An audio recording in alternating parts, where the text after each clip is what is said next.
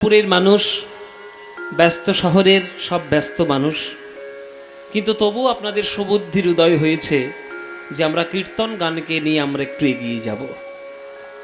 বহু গান এখন তো চারিদিকে বেরিয়েছে, যে গান কোটি কোটি টাকা বাজেট নিয়ে খরচা হয়। আপনাদের এখানে কীর্তনের হয়তো লাখ লাখ টাকার অনুষ্ঠান, কিন্তু এক একটা অনুষ্ঠান এমন আছে যেখানে কোটি কোটি টাকা হয়, প্রায় 10 কোটি 15 কোটি টাকার অনুষ্ঠান। খুব ভালো কথা, গান বাজনার অনুষ্ঠান হচ্ছে, সেখানে টাকা খরচা হোক। যারা শিল্পী, আপনারা কীর্তন শ্রবণ করার জন্য এসছেন, যেখানে কোটি কোটি টাকা খরচা হয়ে যায় সেখানে সমাজের কাছে শিক্ষার বলতে কিছুই থাকে না। কেননা সেখানে 80 বছরের বৃদ্ধ কখনো শুনতে যাবে না, 8 বছরের বাচ্চাও কোনোদিন সেই অনুষ্ঠানে যাবে না।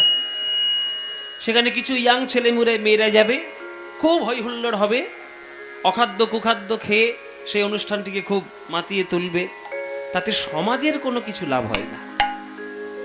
সমাজের যদি কিছু লাভ হয়, যে মানুষ কি করে হব, সৎ পথে কি করে চলবো, সমাজ কি করে গড়ব, মানুষের বন্ধন কি করে করব, এই অনুষ্ঠান, তার সঙ্গে শ্রেষ্ঠ সাহিত্য, শ্রেষ্ঠ সঙ্গীত, শ্রেষ্ঠ সুর, সেটা যদি কোনো গানের মধ্যে থাকে, সেটা একমাত্র বাংলার পদাবলী কীর্তন গান। অন্য কোনো গানের মধ্যে নেই, অন্য কোনো গানের মধ্যে নেই। এটা আমি একদম 100% গ্যারান্টি দিয়ে বলতে পারি। কেননা আমি তো অন্যান্য অনেক ধরনেরও গান গেয়েছি, অন্যান্য সমস্ত ধরনের গানের প্রতি আমার শ্রদ্ধা আছে, কিন্তু কীর্তন গানের যে মর্যাদা, সত্যিকারের কীর্তন গানের যে মর্যাদা, সেটার মতো তুলনা অন্য কোনো গানে নেই। এই কীর্তন গানকে আমাদের এই জনমানুষের মধ্যে সবথেকে জনপ্রিয় যিনি করেছেন, তিনি সংকীর্তন পিতা শ্রী গৌরাঙ্গ মহাপ্রভু, আমার শ্রীকৃষ্ণ চৈতন্য মহাপ্রভু। তার জন্যই আজকের আমরা কীর্তন পেয়েছি, তার জন্যই আমরা হরে কৃষ্ণ বলতে শিখেছি, তার জন্য আমরা রাধা গোবিন্দের প্রেম লীলা আমরা শুনতে পাওয়ার চেষ্টা করছি। এই যে আজকে আপনাদের সকাল থেকে সারাদিন এই যে রাধা গোবিন্দের লীলা হচ্ছে, এই যে শুনতে পাচ্ছেন, এ সমস্ত কিছু মহাপ্রভুর জন্য, আমার গৌরাঙ্গ মহাপ্রভুর জন্য। সেই গৌরাঙ্গ মহাপ্রভুর লীলা যদি আপনারা মন দিয়ে শ্রবণ করেন, তাহলে হৃদয়ের মধ্যে প্রেম হবেই হবে, যদি সঠিকভাবে শুনতে পারেন। তাই কীর্তন শুনতে গেলে বা কীর্তন গাইতে গেলে মূল নিয়ম হলো যে কীর্তন গান শ্রবণ করার পর হৃদয়ের মধ্যে ভগবানের প্রতি প্রেম হলো কিনা। কেননা ভগবানকে পাওয়ার সব থেকে সহজ আর সব থেকে কঠিন রাস্তা হচ্ছে প্রেম ভালোবাসা দিয়ে পাওয়া। আমি সব থেকে সহজে বললাম, সব থেকে কঠিনও বললাম। কেন বললাম? আমরা সব থেকে সহজে বললাম, আবার সব থেকে কঠিনও বললাম। কেন বললাম? প্রেম জিনিসটি আমরা মুখে বলে দিতে পারি, কিন্তু জীবন দিয়ে পালন করা এত সহজ কথা নয়। প্রেম যেমন সহজ জিনিস, তেমনি প্রেম সব থেকে জগতের কঠিন জিনিস। কেননা প্রকৃত প্রেম যারাই করবে, সারা জীবন তাকে চোখের জলে কাঁদতে হবে। এটা হয়ে এসছে বাবা। আমি সত্যযুগ থেকে কলিযুগ পর্যন্ত প্রমাণ দিয়ে দেবো, শাস্ত্র ধরে। সত্যযুগ থেকে কলিযুগ পর্যন্ত প্রমাণ দেব আমি। যারা যারা আজ পর্যন্ত ভগবানকে ভালোবেসেছেন, তারা সারা জীবন চোখের জলে কেঁদেছেন। সত্যযুগে প্রহ্লাদ ভগবান বিষ্ণুকে ভালোবেসে হেসেছেন বেশি না কেঁদেছেন বেশি? বলুন মায়েরা, কেঁদেছেন বেশি। ধ্রুব ভগবানকে ডাকতে গিয়ে হেসেছেন বেশি না কেঁদেছেন বেশি? কেঁদেছেন বেশি। ত্রেতা যুগে রামচন্দ্রকে ভালোবেসে সীতা মা হেসেছেন বেশি না কেঁদেছেন বেশি? সারা জীবন তার কাঁদতে হয়েছে। দাপর যুগে আমার কৃষ্ণকে ভালোবেসে রাধা রানী হেসেছেন বেশি না কেঁদেছেন বেশি? কেঁদেছেন বেশি। কলিযুগে মীরাবাই মেয়ের তো গিরিধারী গোপাল বলে হেসেছেন বেশি না কেঁদেছেন বেশি? কেঁদেছেন। গৌরাঙ্গ মহাপ্রভুকে ভালোবেসে বিষ্ণুপ্রিয়া মা হেসেছেন বেশি না কেঁদেছেন বেশি? সারা জীবন চোখের জলে কেঁদেছে।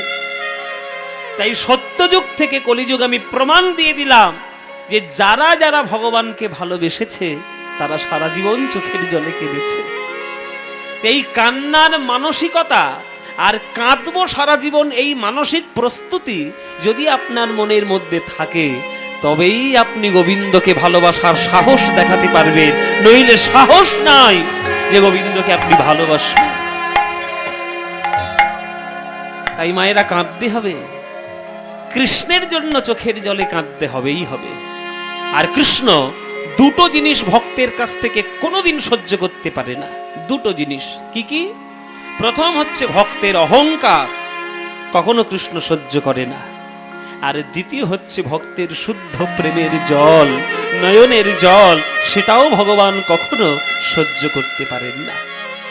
এইটা যদি আপনারা করতে পারেন মনের মধ্যে সঠিক প্রেম, তবেই আপনারা ভগবানকে পাবেন। এই যে আড়ম্বর করে এত বড় অনুষ্ঠান করছে, এই যে কীর্তনিয়াদের লাখ লাখ টাকা দিয়ে নিয়ে আসছে, এত সুন্দর প্যান্ডেল, এত সুন্দর মাইক, লাইট, সমস্ত কিছুর ব্যবস্থাপনা, ভক্তদের সেবার ব্যবস্থা, সব কিছু করছে এই কর্তৃপক্ষরা শুধু একটার জিনিসের আশায়, যে আপনারা যাতে কীর্তন শ্রবণ করে ভগবানের চরণে অফুরন্ত প্রেম লাভ করেন। এইটা, সেইটাই যদি আপনারা মন দিয়ে করতে না পারেন, তাহলে শুধু আড়ম্বরটাই দেখানো হবে, ভেতরের সারবস্তুটা পাওয়া হবে না। তাই প্রেম ভালোবাসা ছাড়া ভগবানকে পাওয়ার রাস্তা নাই। তাই ভালোবাসুন, ভালোবাসুন যেখানে স্বার্থ থাকবে না। আমি কিছু চাই, চাওয়ার কোনো পরিকল্পনা থাকবে না, শুধু দেওয়ার পরিকল্পনা থাকবে। হে গোবিন্দ, তুমি তো কত কিছু দিয়ে আমায় পাঠিয়েছ। জগতে অক্সিজেন দিয়েছ, জগতে আলো দিয়েছ, জগতে জল দিয়েছ, খাদ্যের ব্যবস্থা করে দিয়েছ, সুন্দর সুস্থ মানব দেহ দিয়েছ, সব কিছু তুমি দিলে, কিন্তু তোমাকে আমি কিচ্ছু দিতে পারলাম না। তাই আমার বুক ভরা ভালোবাসা যদি তুমি নিতে পারো, সেইটাই আমার দেওয়া হবে। তোমার কাছ থেকে নতুন করে চাওয়ার কিছু নেই। ওই জন্য যে চাইবে সে ভগবানের থেকে দূরে যাবে, আর যে শুধু দেওয়ার জন্য নিজেকে বিলিয়ে দেবে, সেই ভগবানের অন্তরঙ্গ হবে, কাছে আসবে। ওই জন্য ভালোবাসা চাই। ওই জন্য রবীন্দ্রনাথ ঠাকুর বলেছেন না, যে সখী ভাবনা কাহারে বলে, সখী যাতনা কাহারে বলে, তোমরা যে বলো দিবস রজনী, ভালোবাসা ভালোবাসা, সখী ভালোবাসা কারে কয়, সে কি কেবলি যাতনাময়, সে কি কেবলি চোখের জল, সে কি কেবলি দুঃখের শ্বাস, লোকে তবে করে কি সুখের তরে এমন দুঃখের আশ, সখী ভাবনা কাহারে বলে। নিতাই গৌর হরি বল, হরি বল। কাহারে বলে, সখী ভাবনা কাহারে বলে, সখী যাতনা কাহারে বলে, তোমরা যে বলো দিবস রজনী, ভালোবাসা ভালোবাসা, সখী ভালোবাসা কারে কয়, সে কি কেবলি যাতনাময়। যাতনাময়, রবীন্দ্রনাথ ঠাকুর বলে দিচ্ছেন যাতনাময়। কৃষ্ণকে ভালোবাসা মানেই যাতনা সারা জীবন আপনার থাকবে। ও তো জ্বালানোর জন্যই আসে। ওই যে নন্দের বেটা কেলে ছোড়া, ও সারা জীবন জ্বালিয়ে যাবে, কিন্তু ও যত জ্বালাবে ততই আপনাদের হৃদয়ের মধ্যে প্রেমের তীব্রতা বাড়বে। আর যত প্রেমের তীব্রতা বাড়বে, ততই আপনি ভগবানের সান্নিধ্যে যাওয়ার চেষ্টা করবেন। কেননা ভালোবাসা উনি দিতে পারে। এই যে আমরা বলি না, ওই ছেলেটা না ওই মেয়েটাকে খুব ভালোবাসে, বা ওই মেয়েটা না এই ছেলেটাকে খুব ভালোবাসে, ছাই ভালোবাসে। ও দুদিনের ভালোবাসা, যখন স্বার্থটা ফুরিয়ে যাবে, এ ওর মতো, ও সে তার মতো, কেউ কারোর সঙ্গে থাকবে না। 100% ভালোবাসা সাধারণ নায়ক নায়িকাদের মধ্যে 1% হয়, 99% ইজ ফেক, জাস্ট ফেক, আর কিচ্ছু না। হবে না কেন? হবে, নিশ্চয়ই হবে। ভালোবাসা হয় না? নিশ্চয়ই হয়। কিন্তু প্রকৃত ভালোবাসায় স্বার্থের কোনো গন্ধ থাকবে না। আর বিনা স্বার্থে কে ভালোবাসা করে আমাকে বলে বোঝান দেখি। জীবনে কেউ ভালোবাসবে না। স্বার্থ আছে মানেই সে শরীরের স্বার্থ হোক আর মনের স্বার্থ হোক, যাই স্বার্থ হোক থাকবেই। কিন্তু কেবলমাত্র ঈশ্বরের সঙ্গে ভক্তের যদি নিঃস্বার্থ প্রেম কেউ ধরা দিতে পারে, তবেই সে প্রেমের মানেটা বুঝবে, নইলে সে প্রেমের মানে বুঝবে না। এই যে রবীন্দ্রনাথ ঠাকুর লিখলেন, সে তো কেবলই যাতনাময়। না জানে বেদন, না জানে রোদন, না জানে সাধের যাতনা যত। ফুল সে হাসিতে হাসিতে ঝরে, জোছনা হাসিয়া মিলায়ে যায়। হাসিতে হাসিতে আলোক সাগরে, আকাশেরও তারাতে আগে পায়। আমার মতন সুখী কে আছে, আয় সখী আয় আমার কাছে। সুখীর হৃদয়ের সুখের গান, শুনিয়া তোদের জুড়াবে প্রাণ। এই দুর্গাপুর বাজারে বা শ্যামপুর বাজারে ফুলের দোকান নিশ্চয়ই আছে, আসতে ফুলের দোকান নিশ্চয়ই আছে মায়েরা। এক একটা লোক সেখানে ফুল কিনতে যায় এক একটা উদ্দেশ্য নিয়ে। কেউ ফুল কিনতে যায় মাস্টারমশাইয়ের গলায় দেবে, কেউ ফুল কিনতে যায় মৃতের চরণে শ্রদ্ধা জানাবে বলে, কেউ ফুল কিনতে যায় প্রেমিকার হাতে অর্পণ করবে বলে, কেউ ফুল কিনতে যায় ঘরটা সাজাবে বলে, কেউ ফুল কিনতে যায় বিয়ে বাড়িটা সাজাবে বলে, আবার কেউ ফুল কিনতে যায় যে গোবিন্দের চরণে পুষ্পাঞ্জলি দিয়ে গোবিন্দের সেবা করবে বলে। এই এতগুলো ফুল এত জায়গায় গেল, সব থেকে সার্থক জীবন কোন ফুলটার হলো? যে সরাসরি গোবিন্দের চরণে পুষ্পাঞ্জলিতে গেল, তাহলে তার জীবনটা সার্থক হলো। মায়েরা, আপনারা প্রত্যেককে হলেন ফুলের মতো, বিশ্বাস করুন। আপনারা প্রত্যেককে হলেন ফুলের মতো, তবে আপনারা নিজেদেরকে বিশ্বাস করেন না বলে আপনাদের সুগন্ধ ছড়ায় না। আপনারা যদি নিজেদেরকে ফুলের মতো পবিত্র করতে পারেন, দেখবেন আপনার সুগন্ধে জগৎ সুগন্ধিত হয়ে যাবে। যতদিন নরেন্দ্রনাথ দত্ত ছিল ততদিন তার কোনো সুগন্ধ আসেনি। যেই ঠাকুর রামকৃষ্ণের চরণ ধরে বিবেকানন্দ হলো, তখন তার সুগন্ধে জগৎ মেতে গেল। যতদিন বিশ্বম্ভর মিশ্র ছিল ততদিন তার সুগন্ধ আসেনি।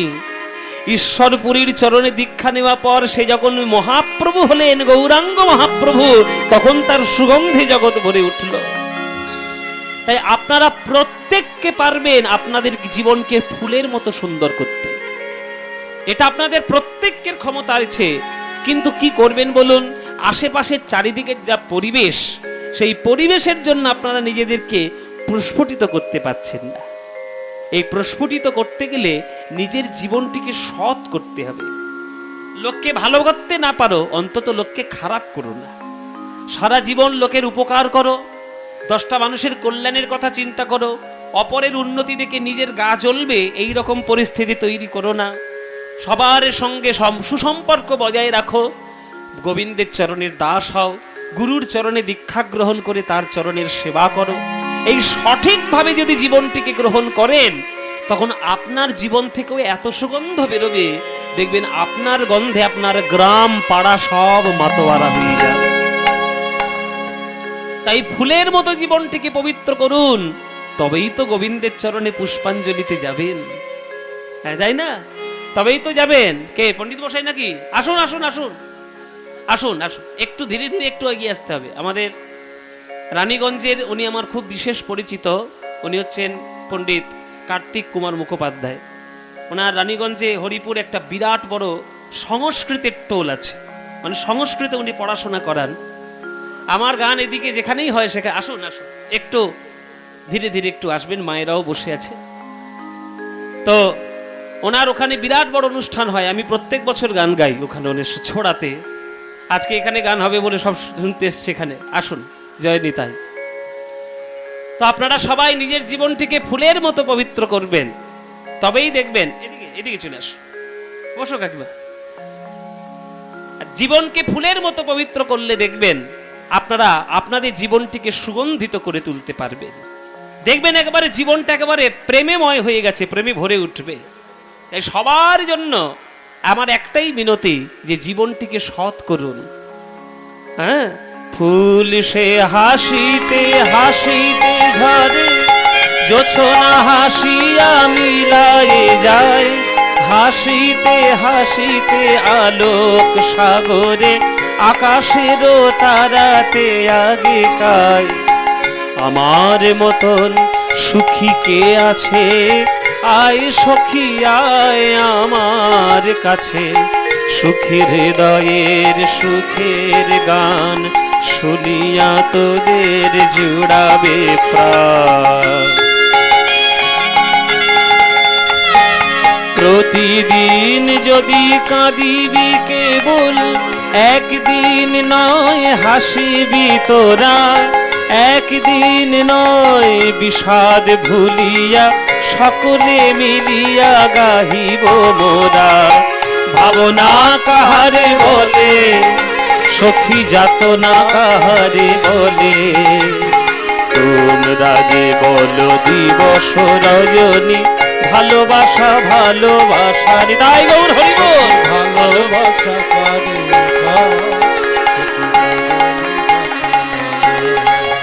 সে কি কে বলি যাত নাময়, সে কি কে বলি যাত নাময়। এই হচ্ছে রবীন্দ্রনাথ ঠাকুরের গান। তাই আজকের যে লীলা, আজকের যে বিষয় আমরা আস্বাদন করব, আমার এই কর্তৃপক্ষের যারা মানে উপদেষ্টা এবং যারা কর্তৃপক্ষের ভক্তবৃন্দ আছেন, তারা আমাকে অনুরোধ করেছেন যে আমরা ইউটিউবে শুনেছি, নানান জায়গায় শুনেছি, কিন্তু আমাদের শ্যামপুরে আপনি প্রথম এসেছেন, আপনার মুখ থেকে ওই লীলাটাই আমরা শুনতে চাইছি। এটা আপনাদের ভক্তদের এবং কমিটিদের ইচ্ছা, সেই লীলাটাই আমরা গাইব। শ্রীমদ্ ভাগবতের একটি অপূর্ব লীলা, ভক্তদের ইচ্ছা যে আজকে তার আস্বাদন করবে গিরি গোবর্ধন ধারণ লীলা। এই লীলাটি তারা আস্বাদন করতে চাইছে। কি বললাম মায়েরা? গিরি গোবর্ধন ধারণ লীলা। আপনারা এখানে যারা যারা গান শুনছেন, বৃন্দাবন কারা কারা গিয়েছেন হাত তুলুন। যারা যারা বৃন্দাবন গেছেন, বাকিরা হাত তুলবেন না। যারা যারা বৃন্দাবন গেছেন তারা হাত তুলবেন। অনেকেই গিয়েছে বৃন্দাবনে। তাহলে বৃন্দাবনে যখন গেছেন, তাহলে বৃন্দাবনে গিরি গোবর্ধন পাহাড় একটা আছে জানেন তো? ওই গিরি গোবর্ধন পাহাড়কে গোবিন্দ একদিন কনিষ্ঠ আঙুলে তুলে নিয়েছিলেন।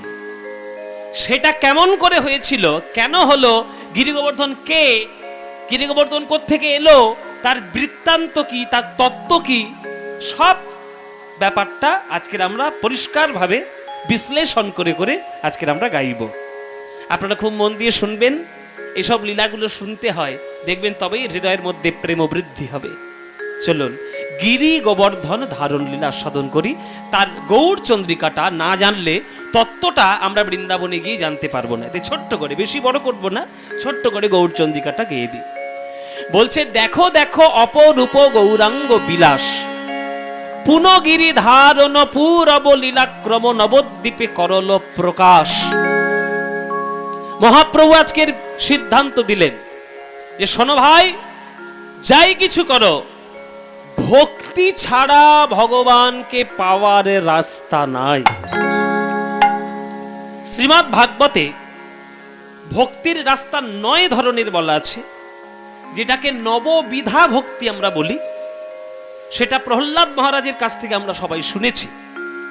প্রহ্লাদ মহারাজ তার বাবাকে বলেছিলেন যে বাবা, জগতের শ্রেষ্ঠ পড়াশোনা হচ্ছে নববিধা ভক্তি। শ্রবণং কীর্তনং বিষ্ণু শরণং পাদ সেবনম অর্চনং বন্দনং স্বক্ষং দাস্বং আত্মনিবেদনম। এই হচ্ছে 9টা ভক্তি। শ্রবণং, যেটা আপনারা করছেন, শুনছেন। কীর্তনং, মানে যেটা আমরা করছি, কীর্তন গাইছি। বিষ্ণু শরণং, যে সারাদিন ভগবানের কথা চিন্তা করছে। পাদ সেবনম, যে ভগবানের দিবারাত্র সেবা কার্যের মধ্যে নিয়োজিত রয়েছে। এটা হচ্ছে 4 নম্বর। অর্চনং, যিনি পুজো অর্চনা করছেন। বন্দনং, যিনি ভগবানের বন্দনা গান গাইছেন। স্বক্ষং, ভগবানের সঙ্গে বন্ধুত্ব স্থাপন যিনি করছেন। দাসবাং, ভগবানের দাস বলে নিজেকে যে গর্ব করছেন, আর আত্মনিবেদনম, নিজের যা কিছু আছে সকল কিছু হা গোবিন্দ তোমার হলাম বলে গোবিন্দের চরণে নিবেদন করে দিচ্ছেন। এইটা হলো 9 রাস্তা। আপনারা সবাই জেনে নিন, এই 9টা রাস্তার মধ্যে যে রাস্তাটা আপনার পছন্দ আপনি সেই রাস্তা ধরুন। যদি সেই রাস্তায় চলার মতো চলতে পারেন, আপনি আপনার গন্তব্যস্থলে ঠিক পৌঁছে যাবেন। দিল্লিতে যাওয়ার অনেক রাস্তা আছে।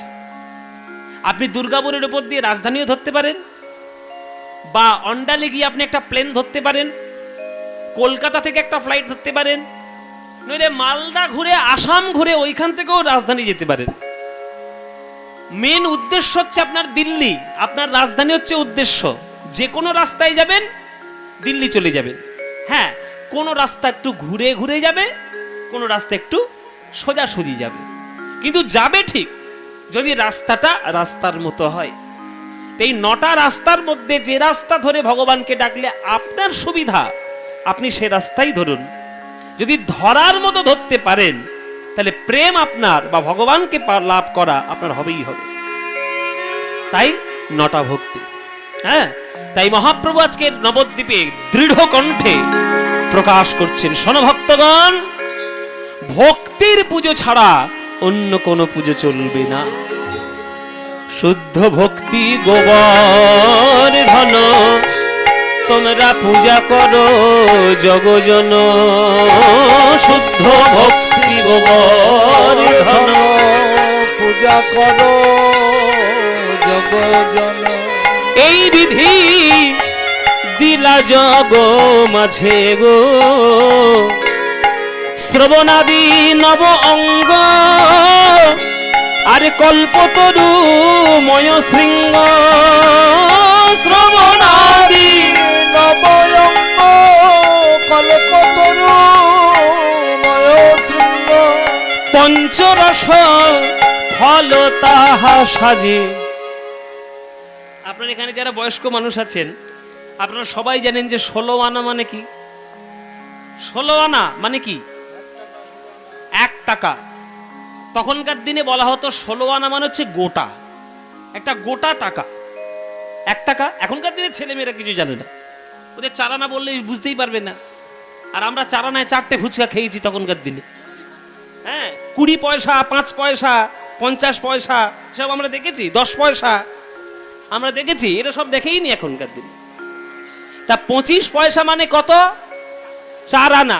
50 পয়সা মানে 8 আনা। 75 পয়সা মানে 12 আনা। আর 16 আনা মানে 1 টাকা। 16 আনা মানে 1 টাকা।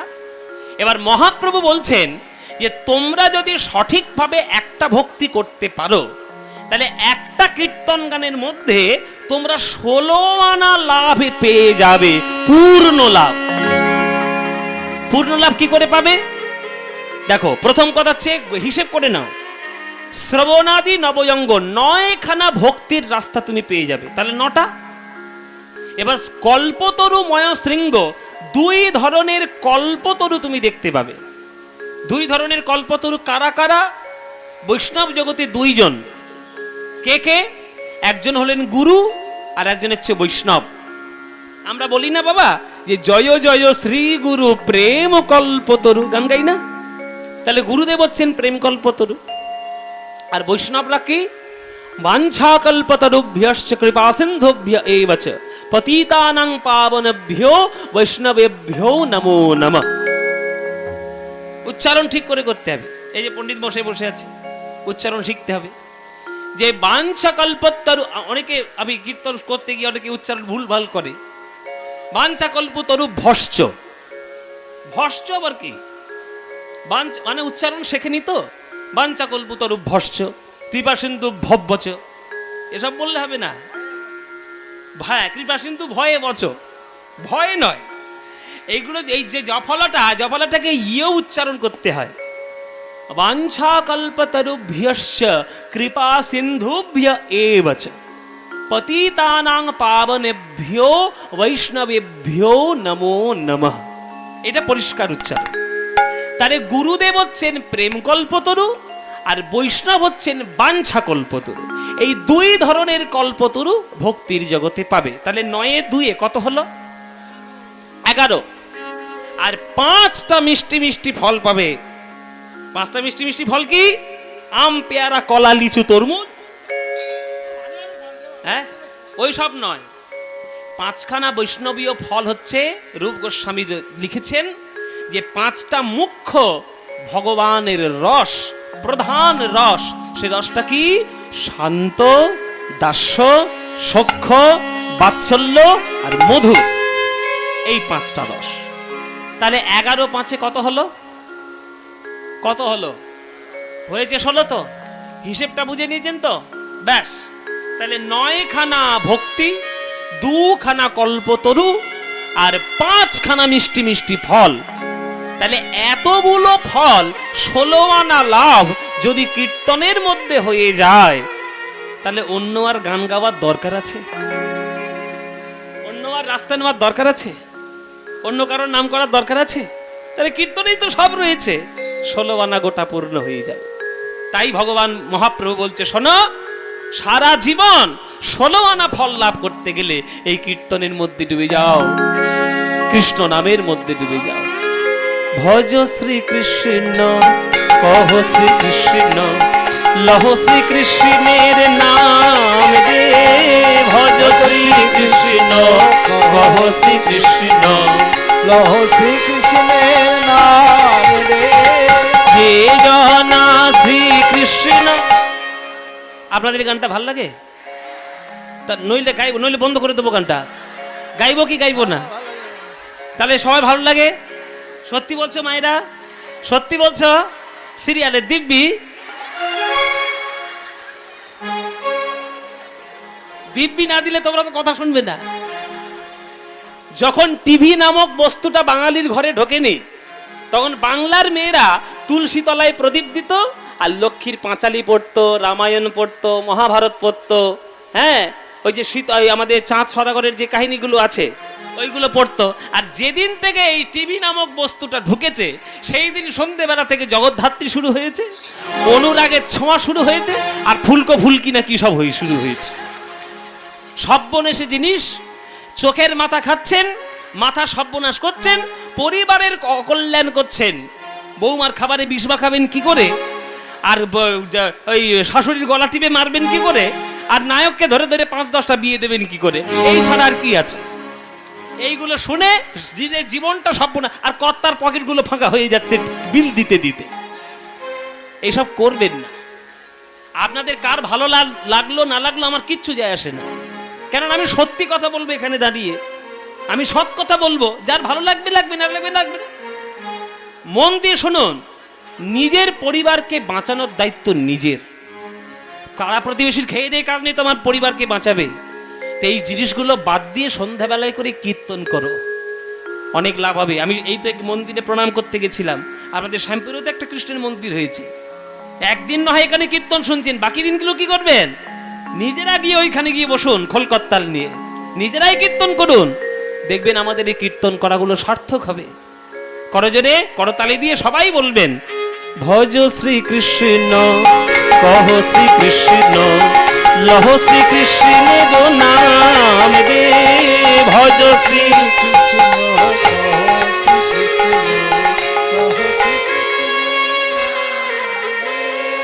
যে জনা শ্রীকৃষ্ণ ভজে, সে হয় আমার প্রাণ রে। যে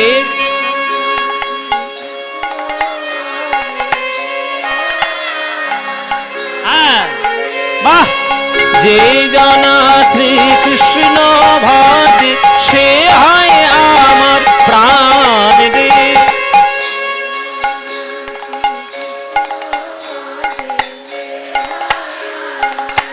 আহা, বাহ।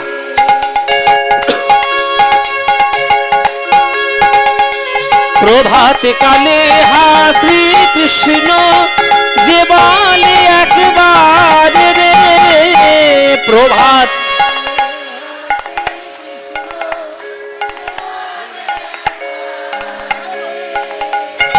দিনে গেলে হা শ্রীকৃষ্ণ যে বলে একবার রে, দিন গেলে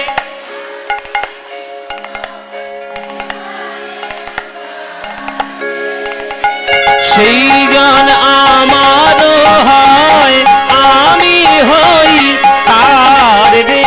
বলো সেই জন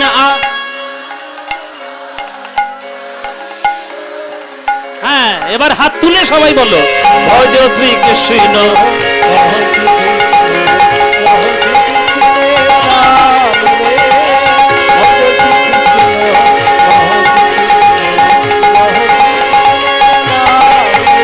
আহা, যে জনা শ্রীকৃষ্ণ ভজে সে হয় আমার প্রাণ রে। যে জনা শ্রীকৃষ্ণ ভজে সে হয় আমার প্রাণ রে। আহা, ভজ শ্রীকৃষ্ণ। উলুধ্বনি এবার।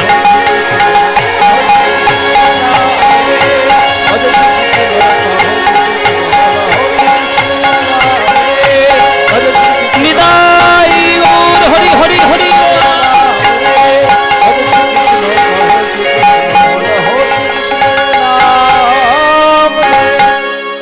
বলো আনন্দ হয়েছে? হয়নি? এই আনন্দর কোথাও পাবে? এই আনন্দ পেতে গেলে প্রত্যেক বছর শ্যামপুরে কীর্তন শুনতে আসতে হবে। আসবেন তো? প্রতি বছর আসবেন? সবাই আসবে? ব্যাস, আপনারা এলেই আনন্দ হবে। আপনারা এলেই আনন্দ হবে। বাবা কে? আমি? সেরে যে ফের বায়না করবে।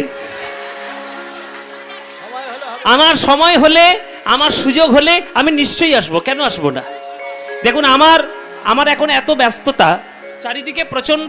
আমি আগে তো এইদিকে প্রচুর গান করতাম, কিন্তু এখন খুব বেশি আসা হয় না। কেননা যেতে পারছো না, এই দিদিও আসতে পারছে না। এই জন্য বলেছি ফার্স্ট এসে বলবে। আচ্ছা, একটু দিদিকে একটু পাস করে দিন। আমার মায়ের মতো, আমার বহুদিনের পরিচিত। হ্যাঁ, এসে এখানে বসো, একটু আস্তে আস্তে এসো। এই যে আপনারা কীর্তন শুনছেন, আপনাদের আনন্দ হলো? আনন্দ হলো তো? আপনাদের আনন্দ হলো, একজনের গা পিত্তি জ্বলে গেল। একজনের গা পিত্তি জ্বলে গেছে। চোখের সামনে জন্মাতে দেখলাম, সেই আজকের হরি হরি করছে, আর তার সঙ্গে আমাদের হরি হরি করতে হবে। দাঁড়াও, মজা দেখাচ্ছি, ব্যবস্থা করে। হরিনাম চলবে না, হরিনাম চলবে না। এইটা কার কথা বলছি বাবা? কে রেগে গেলেন? যে যুগে আমরা বাস করছি সেই যুগটা, এই যুগটার নাম কি? কলিযুগের বড় রাগ হলো যে আমার চোখের সামনে জন্মগ্রহণ করে নিমাই সবাইকে ভক্ত করে নিয়ে চলে যাবে। এত বড় সাহস! নিমাইকে আমি দেখে নেব। চারিদিকে আমি নরকে যাওয়ার রাস্তা করে রেখে দিয়েছি, আর তুমি নরকে যাওয়ার রাস্তা না ধরে তুমি হরি হরি বলবে? আমার নাম কলি মহারাজ, আমি দেখে নিয়ে ছাড়বো। কলিযুগে বাস করবে, ফেসবুক করবে না। কলিযুগে বাস করবে, হোয়াটসঅ্যাপ করবে না। কলিযুগে বাস করবে আর এই সিরিয়াল দেখবে না। কলিযুগে বাস করবে, সিনেমা দেখবে না। সব হচ্ছে নরকে যাওয়ার রাস্তা আমি তৈরি করে রেখেছি। কলিযুগে বাস করবে হরি হরি, খালি হরি হরি। কেন? ওই ভালো গানটা বের করেছি, কাঁচা বাদাম আর ভাজা বাদাম, শোনা যায় না? হরি হরি, হরে কৃষ্ণ হরে কৃষ্ণ। ওই নিমাইকে আমি দেখে ভাবে ছাড়বো বলে দিলাম। আমার কাছে ভয়ঙ্কর ভয়ঙ্কর অস্ত্র আছে। এই অস্ত্র দিয়ে নিমাইয়ের সঙ্গে আমি যুদ্ধ করব। নিমাই যদি হরি নামে এই জগৎ ভাষাতে আসে, তাহলে নিমাইকে আমি।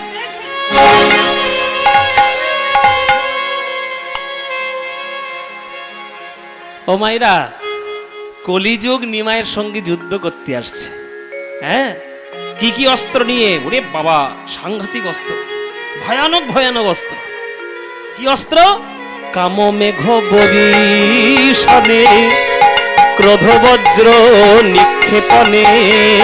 কাম মেঘ বরিশনে, ক্রোধ বজ্র নিক্ষেপণে। লোকের হইল বড় ডরে গো, লোভ মোহ শিলাঘাতে মাদ সরে যাবি ঝঞ্ঝাবাতে। লোভ শিলাঘাতে মাত্রলাদি ঝঞ্ঝাবাতে। ধৈর্য ধর্ম উড়ে নিরন্তর। অস্ত্রগুলোর নাম বলে দি, সাংঘাতিক অস্ত্র বাবা। কাম, ক্রোধ, লোভ, মোহ, মদ, মাদসর্য। এই হচ্ছে 6টা ভয়ঙ্কর অস্ত্র। আর তার মধ্যে দুটো প্রথম তো একেবারে সর্বনেশে। স্বয়ং ভগবান বলে দিয়ে গেছে, গীতার মধ্যে শ্লোক আছে, কাম এষ ক্রোধ এষ রজগুণ সমুদ্ভব মহাশন মহাপাম বা বিদ্ধি বৈরিণম। গীতার কথা। কাম আর ক্রোধ সর্বনেশে জিনিস, এই দুটো সর্বনাশ করে ফেলবে। এই কাম আর ক্রোধ সারা জগৎকে বশীভূত করে রেখেছে এই সারা এই প্রধান প্রধান অস্ত্রে। মায়েরা, আজকে তোমরা কীর্তন শুনতে এসে বলছো কীর্তন ভালো লাগছে। অনেকে আছে যারা কীর্তনের নাম শুনলে দরজা বন্ধ করে দেয়। তবুও তো গ্রামের দিকে আমরা অনেক কীর্তন করার সৌভাগ্য পাই, কলকাতা শহরের দিকে তো বেশি হয় না। তারা পয়সা চেনে, তারা ডিজে ক্লাব চেনে, নাইট ক্লাব চেনে, বার চেনে, কিন্তু হরিনামের তাদের কোনো মুখে উচ্চারণ নাই। মানে অর্থের অহংকারে আর এই কামক্রোধের অহংকারে এমন তারা ডুবে গেছে যে কীর্তনের নাম শুনলেই দরজা বন্ধ করে দেয়। ওই জন্য কীর্তন গানটাকে তারা সাবজেক্ট বলে মনেই করে না। কীর্তন গানটাকে সাবজেক্ট বলে তারা মনেই করে না। মানে এটাও যে একটা বিষয়, এটা নিয়ে যে পড়তে হয়, এটা নিয়ে যে পড়াশোনা করে গুরুর কাছে শিখতে হয়, এটাই তারা জানে না। ওই জন্য আমি সারেগামাপায় যখন চ্যাম্পিয়ন হয়েছিলাম প্রচুর সমালোচনা হয়েছে, কীর্তন করে করে চ্যাম্পিয়ন হয়ে গেল। আরে বাবা, আমি কি আর হয়েছি? মহাপ্রভু করে দিয়েছি, আমি কি করব? শুনে রাখো, এখন শুনতে বাধ্য হচ্ছে। যখন চ্যাম্পিয়নটা হলাম তখন শুনতে বাধ্য হচ্ছে। আরে কীর্তনকে স্বয়ং মাথায় তুলে রেখেছে স্বয়ং রবীন্দ্রনাথ ঠাকুর, কীর্তনকে মাথায় তুলে রেখেছে স্বয়ং নজরুল ইসলাম, কীর্তনকে মাথায় করে তুলে রেখেছে রামকৃষ্ণ ঠাকুর, কীর্তনকে মাথায় তুলে রেখেছে বিবেকানন্দ। তুমি কি রবীন্দ্রনাথ আর বিবেকানন্দ থেকে বড় নাকি? পড়াশোনা জানো না তো, শিক্ষা নেই তো, এ গান বুঝবে কি করে? এ গান বুঝতে গেলে হজম করার শক্তি চাই। বিরিয়ানি আর পরমান্ন এক করে ফেলো না। বিরিয়ানি সুস্বাদু হতে পারে, কিন্তু জীবনে গোবিন্দের চরণে ভোগ নিবেদন করা যাবে না। আর পরমান্ন ভক্তি দিয়ে যদি কেউ বানাতে পারে, গোবিন্দ সেটাই আস্বাদন করার জন্য গোলক থেকে নেমে আসে। কীর্তন হচ্ছে পরমান্ন গান, কীর্তন হচ্ছে পরমান্ন গান, আর বাকি যা ধুম ধারাক্কা হচ্ছে সব বিরিয়ানির গান। তাই গোবিন্দের চরণে ভোগ নিবেদন করতে গেলে এই পরমান্নই লাগবে বাবা, জীবনে বিরিয়ানি লাগবে না। তাই কীর্তন গান শ্রেষ্ঠ গান। আমি তো সামান্য কীর্তনের একটা গায়ক মাত্র, আমি তো একটুখানি শিখেছি। আমার গুরুরা যারা যারা কীর্তনকে মাথায় করেছে তাদের তো সমুদ্র, তাদের কাছ থেকে তো এক বিন্দু আমরা পেয়েছি। সুতরাং কীর্তন গান বাংলার শ্রেষ্ঠ গান ছিল, এখনো আছে, চিরকাল থাকবে, চিরকাল থাকবে। সুতরাং এই কীর্তন গান শুনে আপনাদের আনন্দ হচ্ছে, সবার তো আনন্দ হবে না, তারা দরজা বন্ধ করে বসে থাকবে। এটাই হচ্ছে কাম ক্রোধের লক্ষণ, এটাই হচ্ছে কলিযুগের রাস্তা, যে তারা বন্ধ করে বসে থাকবে। ওই জন্যে মহাপ্রভু অনেক তো আছে যারা ওই রাস্তায় যাবে। মহাপ্রভু দেখলেন যে আমি যতক্ষণ না নিজের আত্মত্যাগ করব, কলিযুগের অস্ত্রকে পরাস্ত করা যাবে না। তাই পরাস্ত করতে গেলে কি করতে হবে? আমাকে চিরকালের মতো সন্ন্যাসী হয়ে চলে যেতে হবে। যতক্ষণ না আমি আত্মত্যাগ করব, ততক্ষণ এরা হরি হরি কেউ বলবে না। স্বয়ং মহাপ্রভুকে নবদ্বীপে থাকাকালীন কত সমালোচনা শুনতে হয়েছে, আর আমরা তো সামান্য মানুষ বাবা। যে নিমাই হরিনাম করতে গিয়ে তার বদনাম নিতে হয়েছে, যে নিমাই নাকি সংসার চালানোর জন্য কীর্তন করে, দল পাকাচ্ছে, মার স্ত্রীর মুখে অন্ন তুলে দেওয়ার জন্য কীর্তনের দল বাঁধিয়েছে, সেই মহাপ্রভু মনে মনে ভাবলেন যে আমি এদের জন্য কি দিতে এসেছি, এরা বুঝলো না। যতক্ষণ না আমি আমার আত্মত্যাগ করব ততক্ষণ এরা আমার কেউ গুরুত্ব বুঝবে না। কাছের মানুষ কাছে থাকলে গুরুত্ব কেউ দেয় না, সেই মানুষটাই যখন অনেক দূরে চলে যায় তখন তাকে মালার জন্য আমরা দেওয়ার অবস্থায় বসে থাকি। তাই প্রভু আমার 24 বৎসরের যেই মাঘ মাস, তাহার শুক্ল পক্ষে প্রভু করিলেন সন্ন্যাস। সন্ন্যাস গ্রহণ করে আমার নিমাই চলে গেল। আজ যদি আপনি নবদ্বীপের রাস্তায় যান, তাহলে নবদ্বীপের অলিতে গলিতে আপনি সচী মায়ের কান্না শুনতে পাবেন। সচী মায়ের কান্না নবদ্বীপে ধুলার মধ্যে তার চোখের জল মিশে আছে। যদি আপনারা সেই প্রেম পেতে চান, নবদ্বীপের ধুলায় গড়াগড়ি দেয়, গড়াগড়ি দেয়। যেই আমার নিমাই, যেই আমার নিমাই এই সংসার ত্যাগ করে সন্ন্যাস হয়ে চলে গেল, তখন নবদ্বীপের লোকেরা মাথা ঠুকে ঠুকে কাঁদতে লাগলো, নিমাই না বুঝে তোমার চরণে কত বড় অপরাধ করেছি, তুমি আমাদের ক্ষমা করে দিও। হাত জোড়ো করে একটু বসুন সবাই, সবাই একটু হাত জোড়ো করে বসবেন বাবা।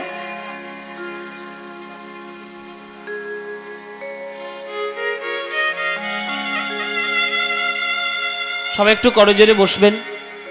প্রসঙ্গ যখন এলো, প্রসঙ্গটা যখন এসছে, তাহলে নিমাইকে হারিয়ে নবদ্বীপের কি দশা হয়েছিল সেটার একটা গান গেয়ে দিই আপনাদের। আস্তে আস্তে আস্তে আস্তে কথা না, সেটা একটু কথা আপনাদের শুনিয়ে দিই গানটা।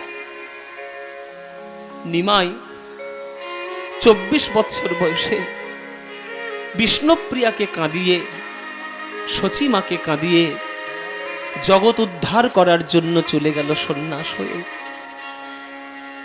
পাগলিনীর ন্যায় আমার সচী মা ওই রাস্তা ধরে ধরে নিমাই নিমাই নিমাই বলতে বলতে কেঁদে কেঁদে গেছে।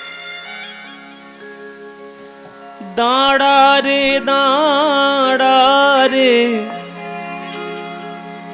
নিমাই,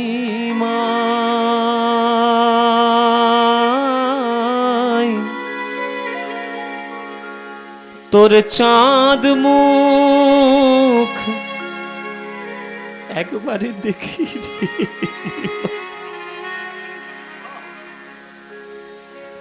একবার দাঁড়া রে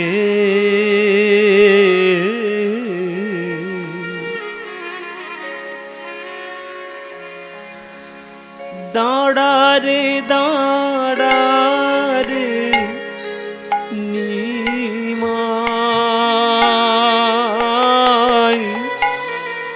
তোর চাঁদ মুখ একবারে দেখি রে নিমাই, একবারে দাঁড়া রে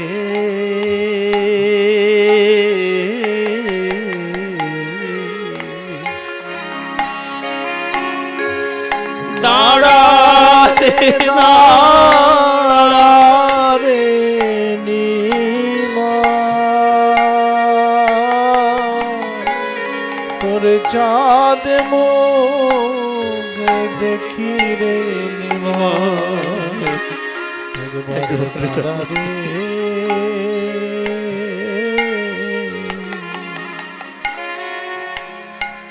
রাম যখন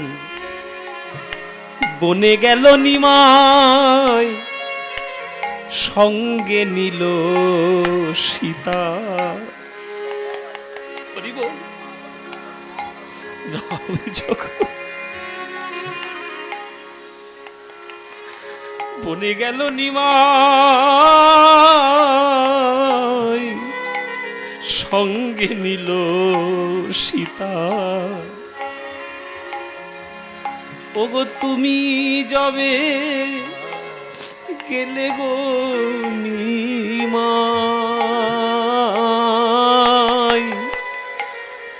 নিলে না বিষ্ণু প্রিয়া বধূ মাতা নিমাই, একবারে দাঁড়া রে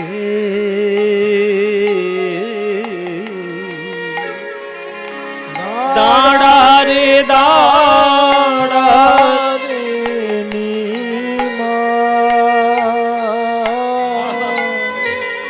তোরে চাঁদ মুখ দেখি রে নিমাই, একবার দাঁড়া রে।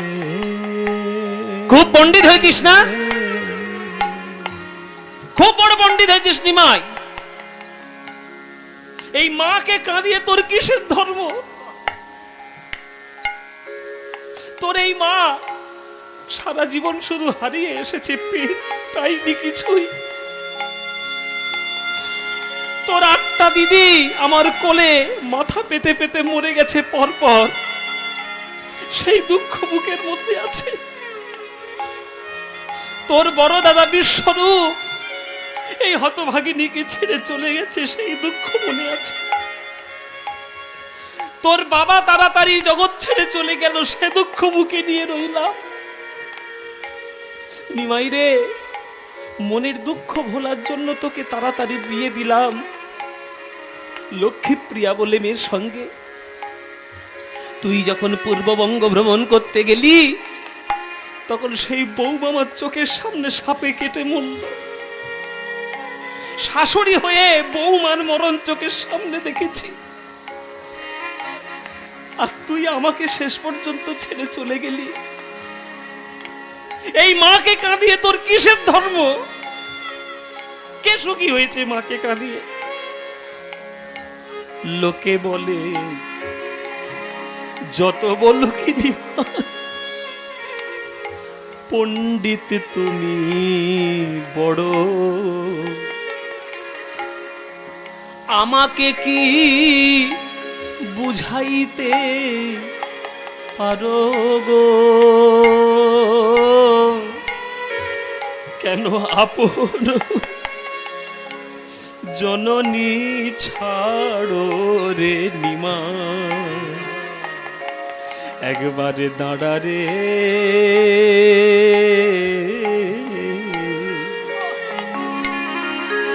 দাঁড়া রে দাঁড়া রে নিমাই। নিতাই গৌর হরি বল, গৌর হরি বল। তোর চাঁদ মুখ দেখি রে নিমাই, একবার দাঁড়া রে।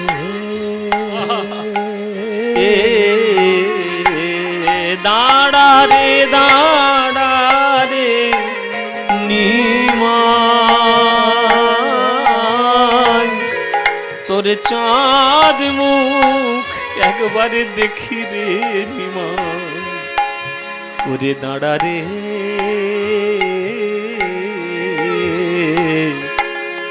দাঁড়া।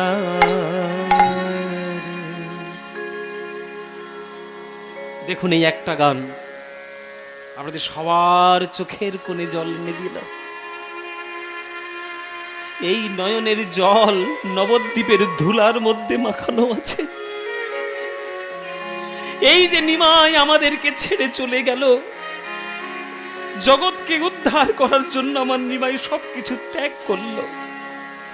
এখনো যদি তোমরা নিমাইয়ের নাম নিয়ে যদি হরি হরি বলে কাঁদতে না পারো, তোমাদের জীবনে বৃথা হয়ে যাবে। এখনো পর্যন্ত হরি নামের মহিমা পাবে না যদি নিমাইয়ের নাম নিয়ে কাঁদতে না পারো। তাই কলিযুগের প্রভাবে আর কেউ রইল না, সবাই এসে প্রভুর চরণ ধরল।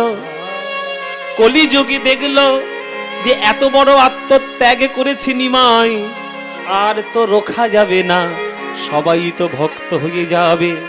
তাই কলিযুগে এসে আজ মহাপ্রভুর চরণ ধরল। প্রভু, আমার নাম কলি, তুমি যদি সবাইকে ভক্ত করে নিয়ে চলে যাও, তাহলে রাজত্বটা করব কাকে নিয়ে?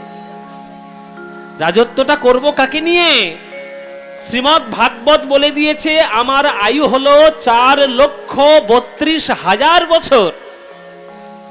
কত বললাম বাবা? হ্যাঁ, 4,32,000 বছর।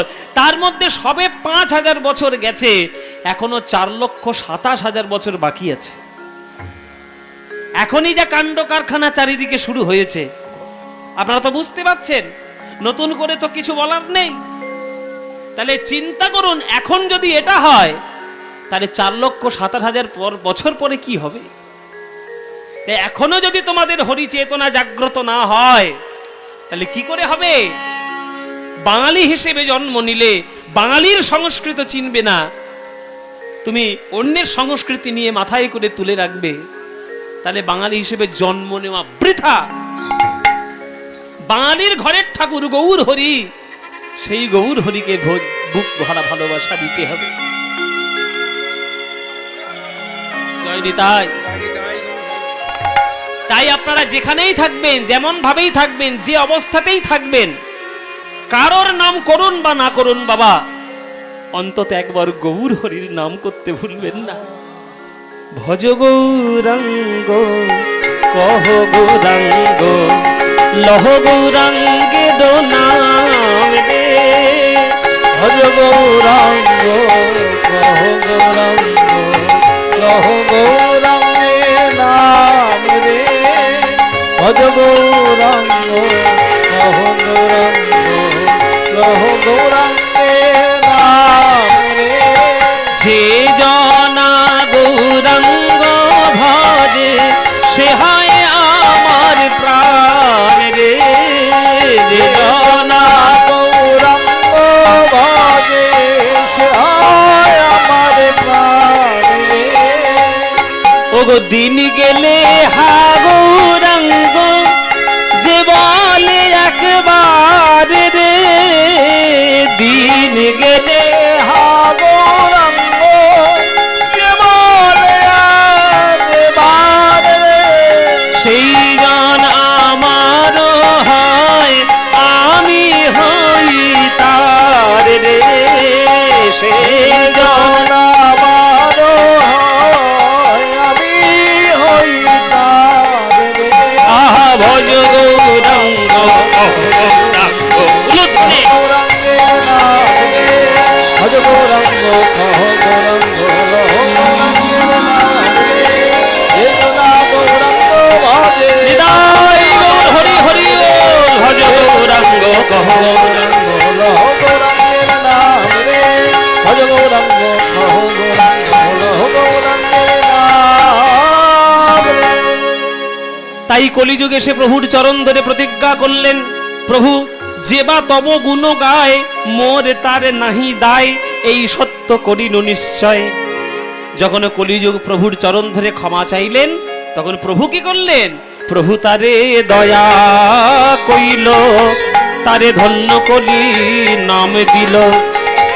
অদ্যপিহ ঘোষয় সংসার গো, শ্রী চৈতন্য দাসে বলে গিরি গোবর্ধন লীলার ছলে। শ্রী চৈতন্য দাসে বলে গিরি গোবর্ধন লীলার ছলে। যুগে যুগে জগত উদ্ধার গো, যুগে যুগে জগত উদ্ধার। শ্রী চৈতন্য লীলা, শ্রী চৈতন্য দাসে বলে গিরি গোবর্ধন লীলার ছলে। যুগে যুগে জগত উদ্ধার গো, যুগে যুগে জগত উদ্ধার। ব্যাস, আমাদের এবার এই পর্যন্ত গৌরচন্দ্রিকা। এইবার আমরা বৃন্দাবন লীলায় যাব, গিরি গোবর্ধন কৃষ্ণের লীলাটা দর্শন করতে।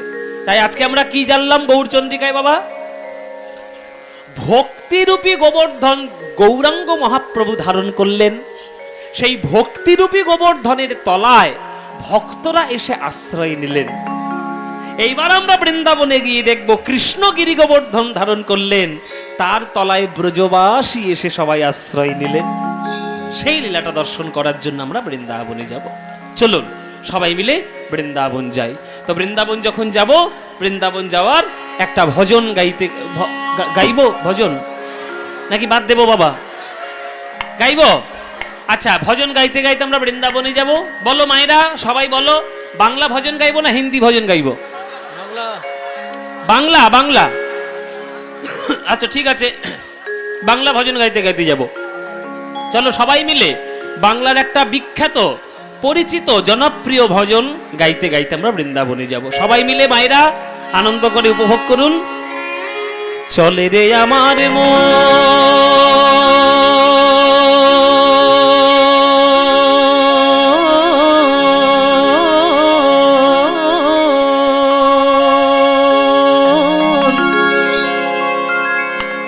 মধুর বৃন্দাবন,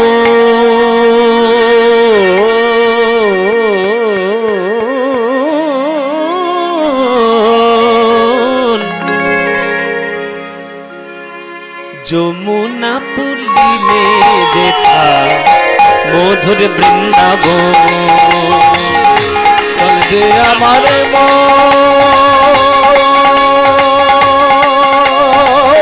মধুর বৃন্দাবন, যমুনা পুলিনে যেথা মধুর বৃন্দাবন।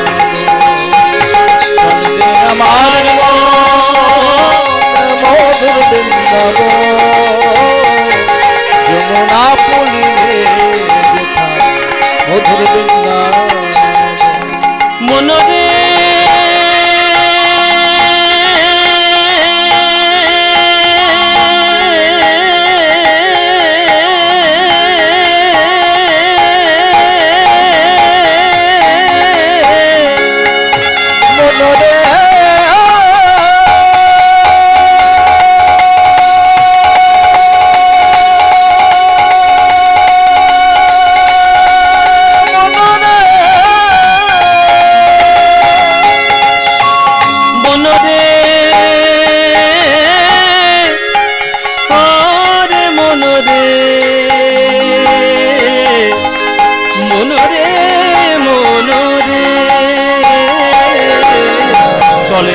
আমার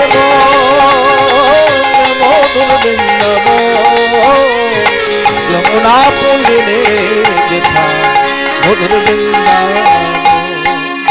সেথায় যাবি।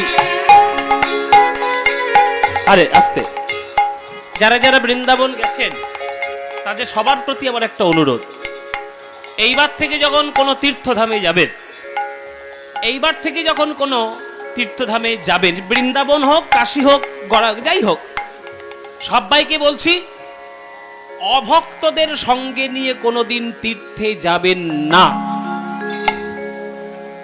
কি বললাম? অভক্তদের সঙ্গে নিয়ে তীর্থে যাবেন না। কেন না? অভক্তদের নিয়ে যদি সঙ্গে তীর্থে যান, তারা তীর্থের মহিমা কিছু বুঝবে না, তারা তীর্থের গুরুত্ব বুঝবে না, তারা শুধু আপনার সঙ্গে যাবে, আপনার টাকা পয়সাটা নষ্ট করবে, আর হোটেল আর বাথরুম খুঁজে খুঁজে বেড়াবে। পরিষ্কার কথা বাবা, আমি তো বলেছি আমি পরিষ্কার কথা বলবো। হোটেল খুঁজবে আর বাথরুম খুঁজবে, কিন্তু তীর্থধামে যাওয়া হোটেল খোঁজার বাথরুম খোঁজা? বিশ্রামের জন্য যতটুকু দরকার ততটুকু নিয়ে নাও। তীর্থের মূল উদ্দেশ্য হলো ওটা সাধকদের সাধন ক্ষেত্র। ওই সাধন ক্ষেত্রে গিয়ে তুমি রিল্যাক্সে থাকবে, এই মনোভাব নিয়ে চলবে না। ওই বৃন্দাবনে বলো আর কাশী বলো আর পুরী বলো গয়া বলো, ওইখানে যাওয়া মানে ঈশ্বরের সান্নিধ্য লাভ করা, ভগবানের চরণ প্রান্তে বসাই হচ্ছে আশঙ্কা। তাই অভক্তদের সঙ্গে নিয়ে যাবেন না। অভক্তদের সঙ্গে নিয়ে বেড়ানোর জায়গায় বেড়াতে যান, দীঘায় চলে যান, হ্যাঁ, দার্জিলিং চলে যান, গ্যাংটক চলে যান, গোয়া চলে যান, সিমলা চলে যান, হনুলুলু চলে যান। হ্যাঁ, উচ্চারণ ঠিক কর, হনুলুলু। ও মায়েরা, হনুলুলু জাপান। জাপান বেড়ানোর জায়গায় বেড়াতে যান, কিন্তু তীর্থধামে দয়া করে বেড়াতে যাবেন না। বৃন্দাবনের ধুলা কেমন? ওই যে ভক্তরা বলে তো ধুলা নয়, ধুলি নয়, গোপী পদ রেণু, এই ধুলা গায়ে মাখে নন্দের বেটা কানু। তাহলে যে ধুলাটা মাখার জন্য স্বয়ং ভগবান গোলক থেকে নেমেছেন, আপনি সেই ধুলাটা মাখবেন না, প্রেম নেবেন না, তাহলে বৃন্দাবনে গিয়ে কোনো লাভ আছে? আহা, সেথায় যাবি প্রেম কুড়াবি। পানি সামাগারে সারে নেনে জাদা নেনে জাদা দাদা নেনে ধারি নেনে নেনে ধানি ধানি পাদা গামাপা গামাপা গামাপা, সেথায় যাবি প্রেম কুড়াবি। সেথা যাবি প্রেমে কুড়াবি গামা পানি দা দা দা দা গামা পানি ধা দা দা দানি দানি দানি পাদা মা পানি দা পাসা নি দা দানি পাদা মা পা গামা পা গামা পা গামা পা সেথা যাবি প্রেমে কুড়াবি রাধা কৃষ্ণের দেখতে পাবি দেখবি কদম তলায় দাঁড়িয়ে আছে কদম তলায় দাঁড়ায়ে আছে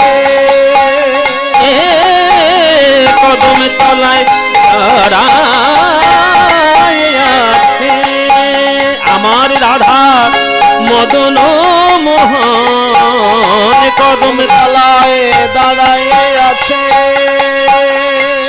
আমার রাধা মদন মোহন যমুনা পুলিনে যেথা মধুর বৃন্দাবন ধ্বনি হরি হরি বল। চলতে আমার মন মধুর বৃন্দাবন যমুনা পুলিনে যেথা মধুর বৃন্দাবন ওরে মনরে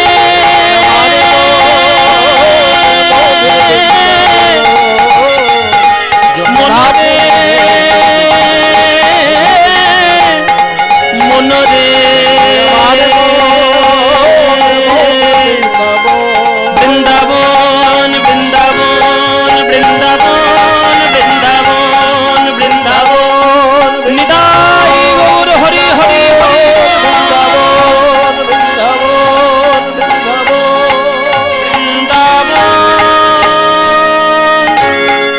বৃন্দাবন